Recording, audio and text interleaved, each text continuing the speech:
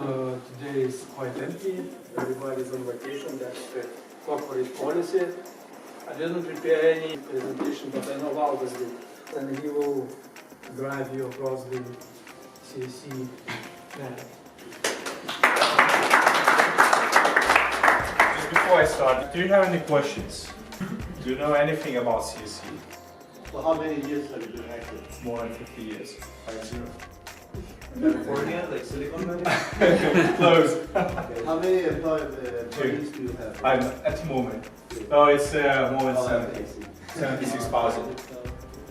We're more than 80,000, now we're down to 76,000. Because yeah, we try, I mean, we're looking for next generation services and technologies to make it work. So we started, I mean, two co-founders started CSC more than 50 years ago and somewhere in the middle of nowhere. So we have a long story and it's quite a challenge for us.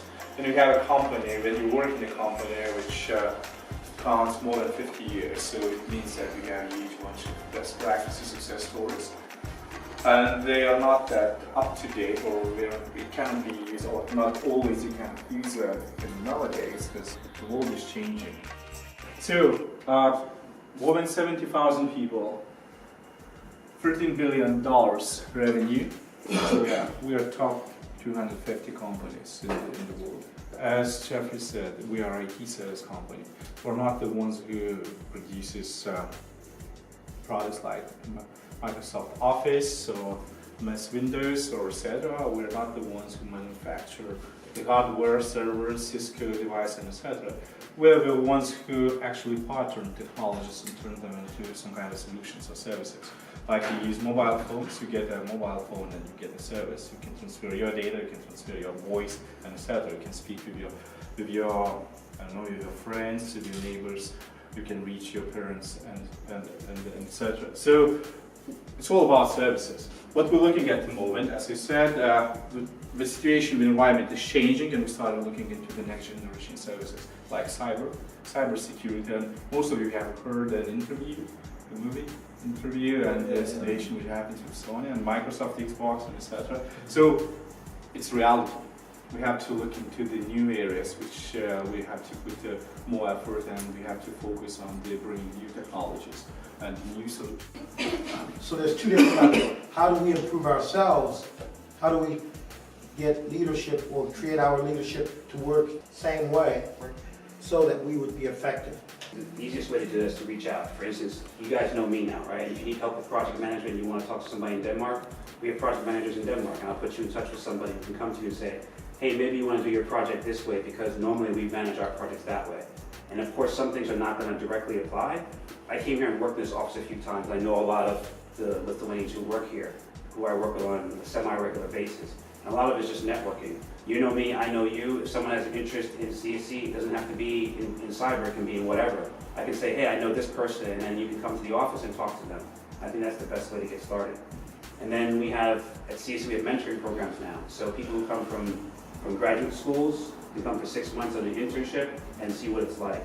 And I know they're trying to expand that in Scandinavia, and the reason they're doing that is because the average age in CSC is like 52, is the average age. One of the things which is most important when you start your professional career is where you would like to go and how you can achieve this. So before you start, I mean, before you apply, before you ask someone what you can do in the computer sciences, first of all, you have to answer a question to yourself, what you would like to do in 5 or 10 years. Do you like yourself see in the computer sciences, or you see yourself as a manager, or you see yourself as a communication manager, communication specialist? All these roles we have in CSC, or project manager. I mean, it's all about context.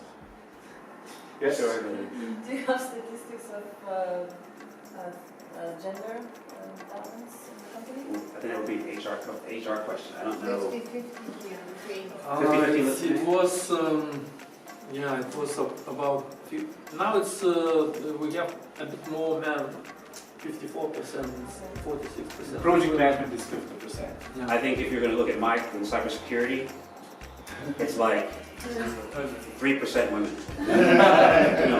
The reason I say it is because a lot of companies, and especially in the US, there's been a lot of initiatives now. They're like, okay, we don't have enough people, we don't have enough diverse background, we don't have enough gender diversity.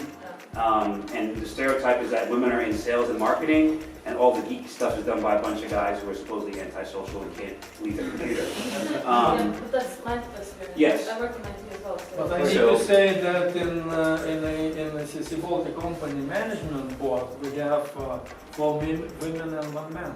Okay. Yeah. And I think, in Scandinavia, it's quite different. They're very good at trying to equalize the gender distribution. Yeah.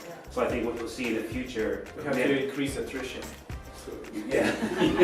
But I think what you'll see in the future, because the initiative is to attract more young people, and of course, is to have more gender diversity. So I think if you're a woman or you come from a diverse background, then that's a plus, because everyone realizes now that if you're going to service customers worldwide, you need to have a diverse workforce, right? So I think that's an important thing.